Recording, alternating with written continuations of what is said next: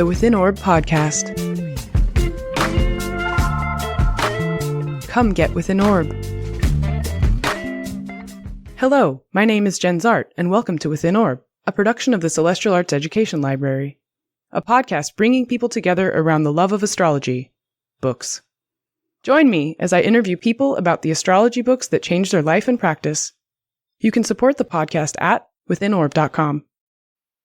Welcome to another episode of Within Orb, and today we are beaming into Rhode Island to chat with a literal rock star and astrologer, Fred Abong. Fred, welcome to the show. Hello. Thanks for having me, Jen. Thank you for being here. And you first came to me with your PhD thesis where you had written about the chart of who became the 45th president of the United States. Who I know. Unfortunately, I was prescient on that. Yeah, you've been prescient on a number of things. So I was like, well, we can edit your PhD thesis into longer work, but like, can we just take out this whole entire section? And that was before the election. It was way before. This isn't going to be a big deal. And then suddenly the election happened and it was like, how did Fred know? I know. You know what? I unfortunately had sort of seen that he was going to win that election. And I was telling a lot of my friends, you know, what I saw in his chart. And they, of course, looked at me with daggers in their eyes, as if I was saying I wanted that to happen, which I was not saying. I was just saying, I think I didn't even think. I was like, he's going to win. So, unfortunately, that prediction came true. Yeah. Well, I was impressed with the fact that you had found me somehow. I'm not sure exactly how you found me with this, but I felt community instantly because I thought, someone else has written a PhD thesis with astrology in it. I know. Like, yeah, this is so cool. So before we get into your first astrology book, how did you work astrology into your PhD program? Well, it was a very loose, just a kind of broad humanities program. It's a humanities PhD with sub-disciplines, sub-specialties. And, you know, you were sort of tasked with picking two. And I basically picked the two that were of interest to me, which was what I would call esoteric studies and philosophy and science too. So it was actually three. So my PhD was about the big concept, the big tent concept was identity, the self. So I was looking at it through like traditional means, which would be philosophy, and then more modern scientific means. At that time, neuroscience was really big. It was really sort of like the location of your identity everybody was about the brain, right? Everything was brain related. And then, of course, my longer interest had been in astrology and personality typing systems like Enneagram, Myers-Briggs. And so the title of my PhD was Bringing Back the Magic. It sort of felt like, you know, academia it's like the third rail. You touch these things and you know, you're commit career suicide. And I kind of wanted to basically say, fuck you. First of all, like, how many of you have actually looked at this stuff? And I wanted to just basically do what I wanted to do. And they didn't stop me. So There you go. I love that. Awesome. So how did astrology get into your field at all? What was the first book you read? It got into my life because it was Saturn return. And I was looking for some reason, some explanation as to why things all of a sudden seemed horrible. Yeah. And, you know, I had already had a kind of passing interest in traditional psychology. And so I started there, and none of those really seemed to explain in any kind of great detail. They were more theoretical. And I just happened to be in Barnes and Noble, and I figured I'd give the New Age a shot. The book that kind of stopped me in my tracks a little bit was Grant Lewi's Heaven Knows Best. And I don't know if you're familiar with this book, Jen. Are you familiar with the text? I am. He had Astrology for the Millions and a pseudonym, I believe Scorpio. I didn't know he had a pseudonym. Was his pseudonym? Really? Yeah. Okay. I think Astrology for Millions, Heaven Knows Best was maybe an elaboration of that first book of Astrology for the Millions. Whatever the case, I hadn't really had any exposure to astrology, or except for, you know, sun sign astrology, a newspaper level. And his book kind of combined your sun sign and moon sign and gave a kind of personality description based on that. Oh. And I thought that was really fascinating. And kind of, I was maybe doing a little bit of confirmation bias at the time, but he also had a section on the aspects and a little like wheel in the back that you could determine your own, cut out a piece of paper and you turn it and you could figure out what your aspects were. So that was it. That was the first thing that I basically wore that book thin, just flipping through the pages so much. I had to get like a new copy. Wow. And that lasted for about a year. That book introduced me to the symbology of the system, and I really soaked it up. Then I found a book. It was also a Barnes & Noble discovery. James Braha, who is mostly known for his historical import of bringing the Vedic tradition to the East in the early 80s. There were others, but he wrote the first like really digestible translation book for Westerners on the system. I don't know if you're familiar with that book either. It's a big book. It's a big book, but he had also written, again, this is before I discovered that, he had also written a couple of books on Western astrology aspects. Wow. Yeah. I mean, it's cornily titled something like How to Be a Great Astrologer or something. That'll sell a book. Yeah. I mean, and it was like a large format book. So it was kind of unique in the way that it took up shelf space. Yeah.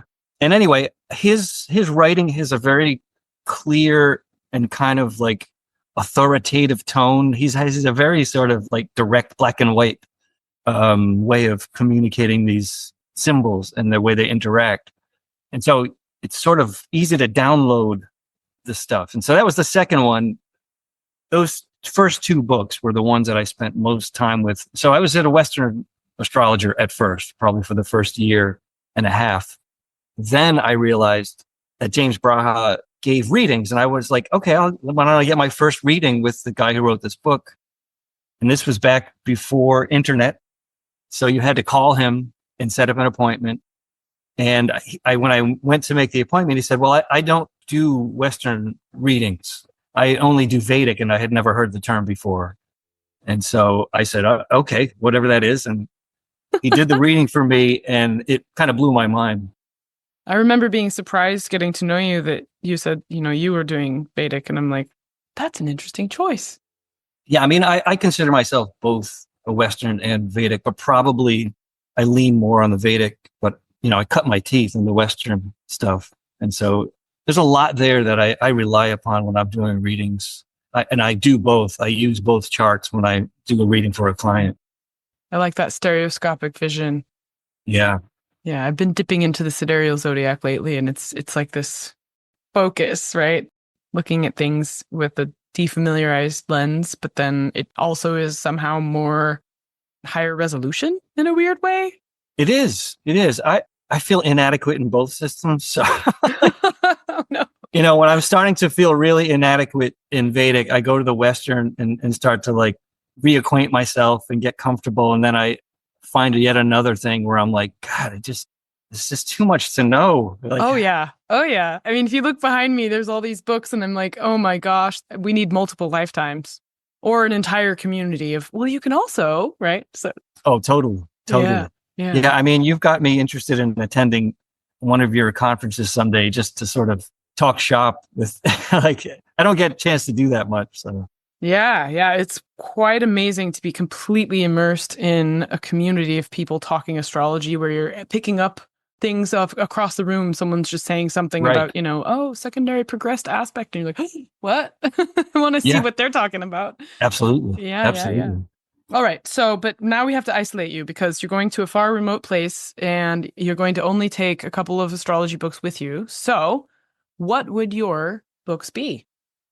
Well, I think the Vedic text I already mentioned, Ancient Hindu Astrology for the Modern Western Astrologer, that would be the one for reasons I've already mentioned. It's a very good, like, elementary textbook with charts interpretations at the end of the book. You get all the symbology, you get all the lore, and all the language. It's a whole new language that you're learning because you're learning the Hindu terminology. But then he's got chart examples where he actually interprets.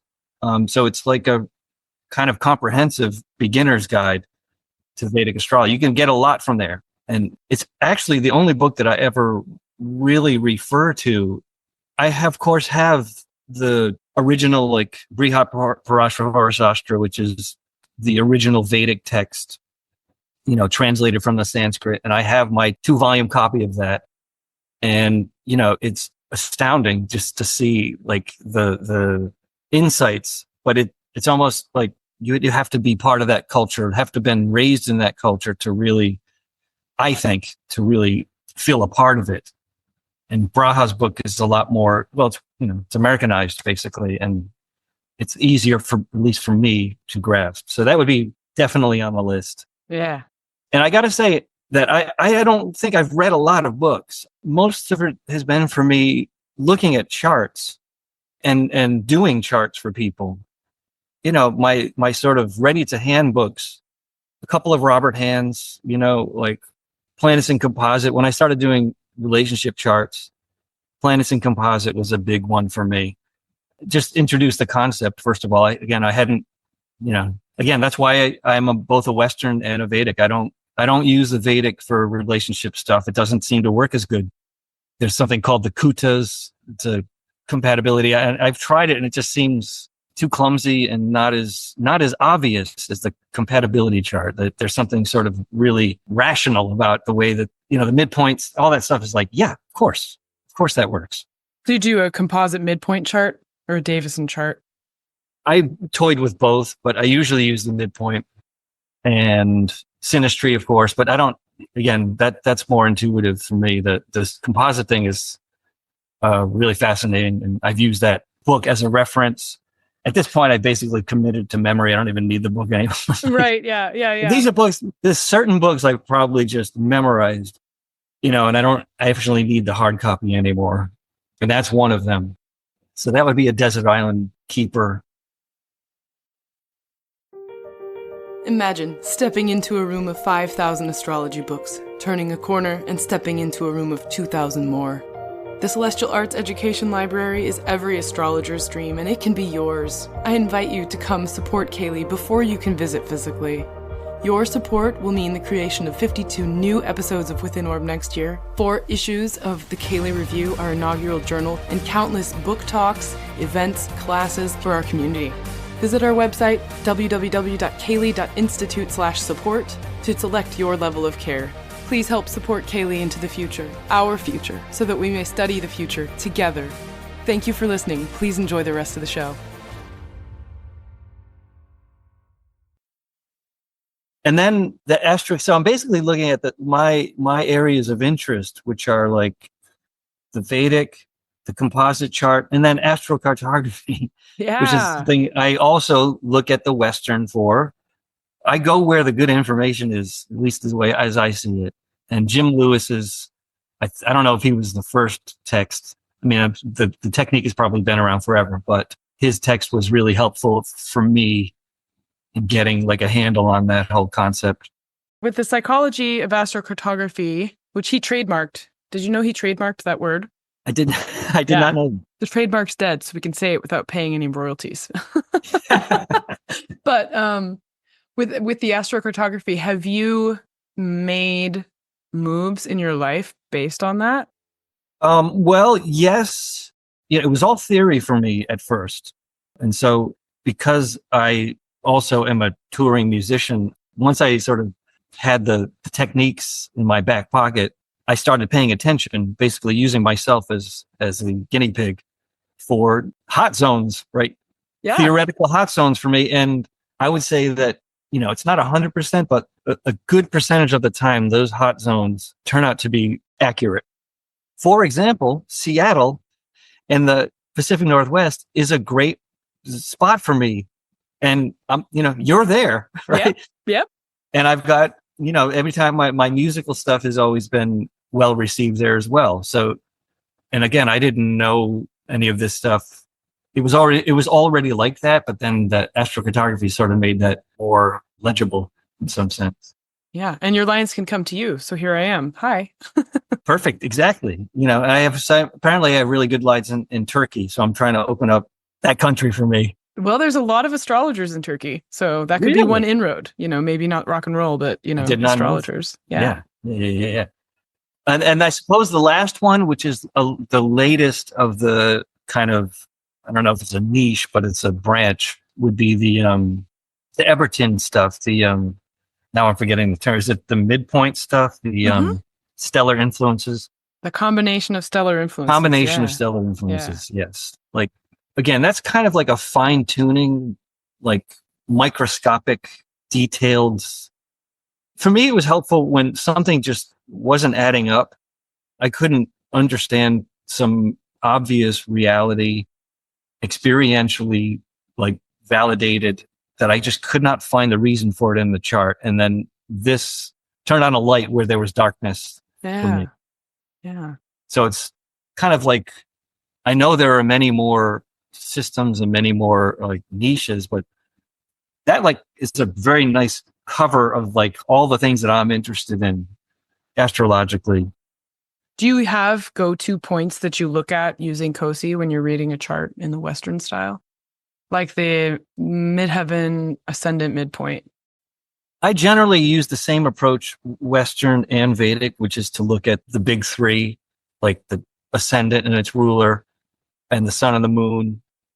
If you can really get to the heart of those three things, like everything else starts to fall in place, because you just start to see how it's all cohesive. And those things capture everything if you really pay attention. So that took me a while to realize, rather than overcomplicate things. Start simple and stay simple as long as you can. You get caught up in techniques, which I definitely did for a long time. But like a new technique, I got a new technique. Yeah. Everything's like solvable by that technique. And and then comes the challenge. And like, wait, no, I need to have a new technique. Exactly.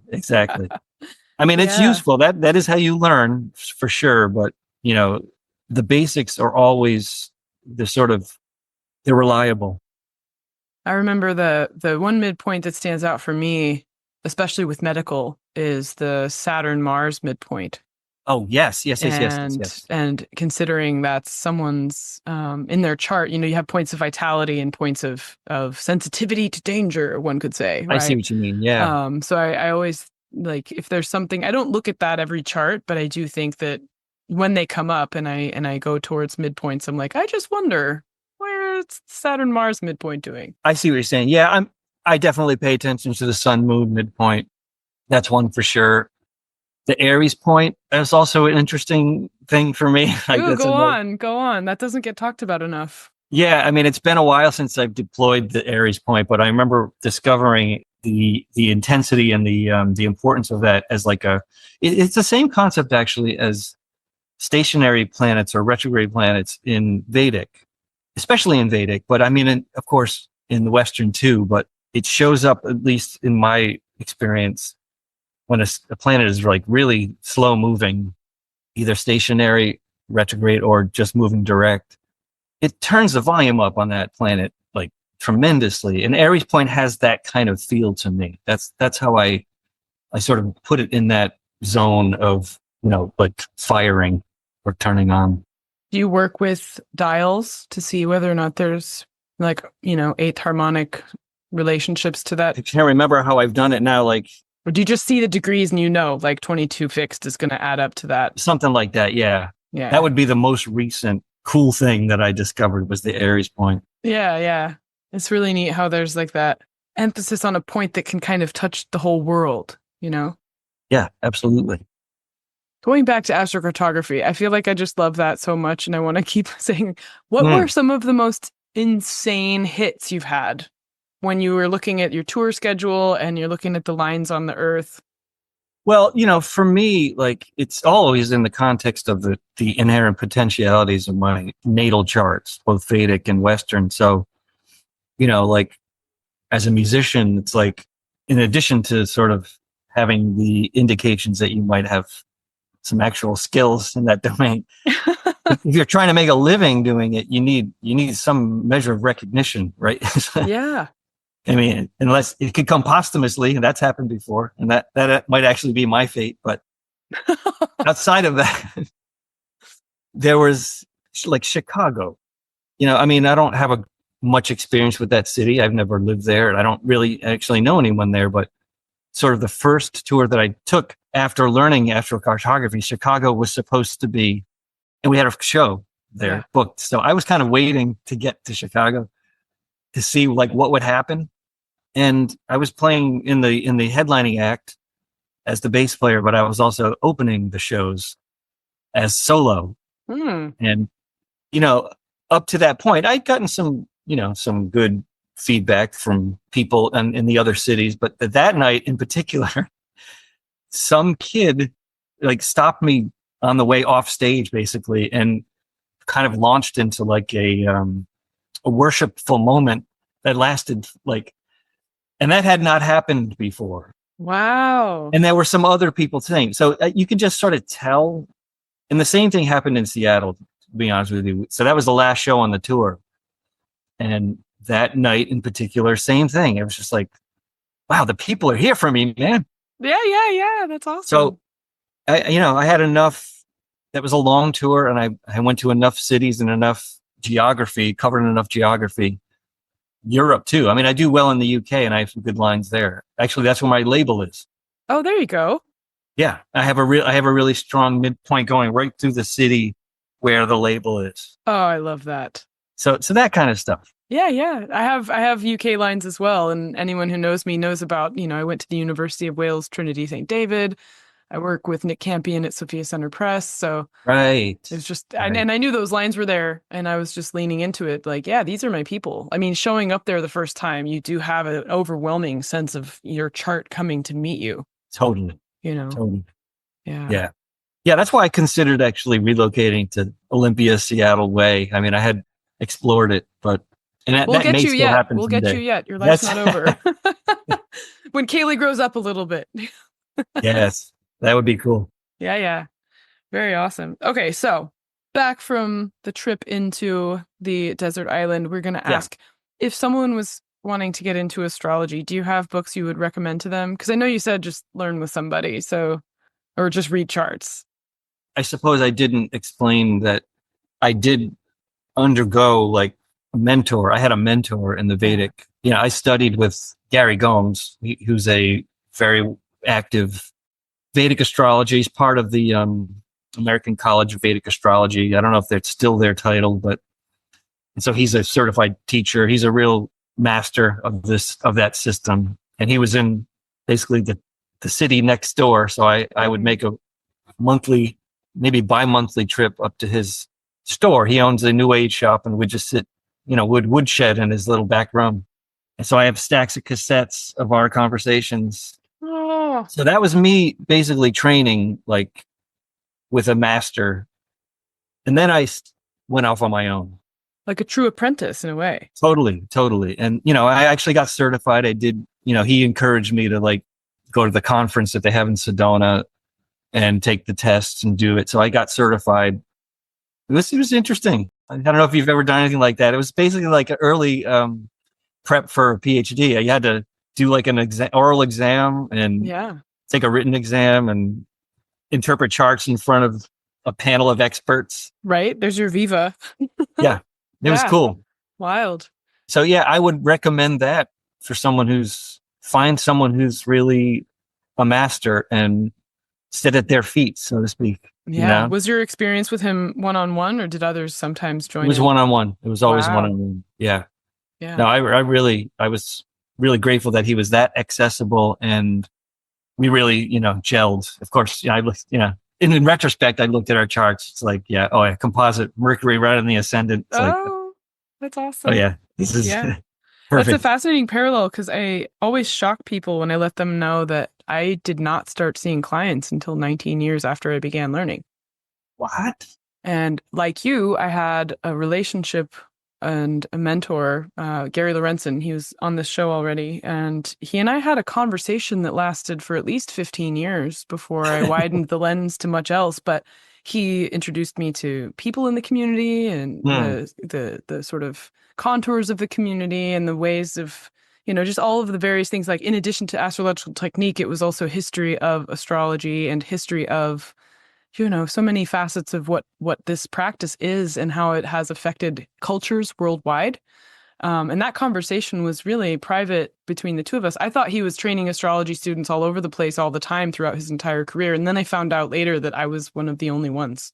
And then I was like, wow, that's amazing. So that's cool. Yeah, I think that having that mentorship is really one way in, a serious, beautiful. It is. I mean, the books can do a lot, and self-study. I'm definitely an autodidact generally, but having someone who's been in the trenches, and you build a relationship with someone, it's a very different way of kind of downloading the info. It gets a little bit more real somehow. Yeah, especially if they know all about your life, and then they can contextualize things when you're sort of like, I'm in a crisis, developmental crisis. And they're like, calm down, it's just a Saturn thing. Like, okay. Totally. Yeah. I mean, I had many of those moments with Gary. His first interpretation of my chart just was like, how do you know all this stuff? He's definitely tuned in. I have moments of kind of psychic downloads, but some people are just there all the time. I'm very much a technician. Yeah. I think. Well, but you've had a special role in my own life and my chart, so I appreciate your access to it and the transmission from Gary. So where can people find you? I have a website. It's Fred Abong Astrology, just all one word, .com. Basically, it's a little bit about what I do and consultation, sign-up sheets, et cetera, around there. I probably need to go back and update the site. I haven't been on it in a while. That's probably some outdated info on there, but. Well, you've been very active in your musical career, so that's. I have. Yeah. Yeah, I tack back and forth between all these things. And I'm teaching again. I don't know if I told you I'm back. I've been teaching for the last couple semesters, so. Amazing. Yeah. All right. Well, thank you for taking time to share. Thanks for having me. Yeah. To be continued. Thank you for listening to Within Orb. To learn more about the Celestial Arts Education Library, or to become a member, visit our website at CAELi.institute. That's www.caeli.institute. If you enjoyed this episode, please help spread the word. Follow or subscribe to Within Orb in your podcatcher of choice, rate it 5 stars, or write us a happy review. This helps others find the show. We also want to give a big thanks to the indie band The E-Block for contributing their song Wake Up for our intro and outro music. You can find them at their website, eblockband.com. This is Jenn Zahrt, signing off for now. See you next time.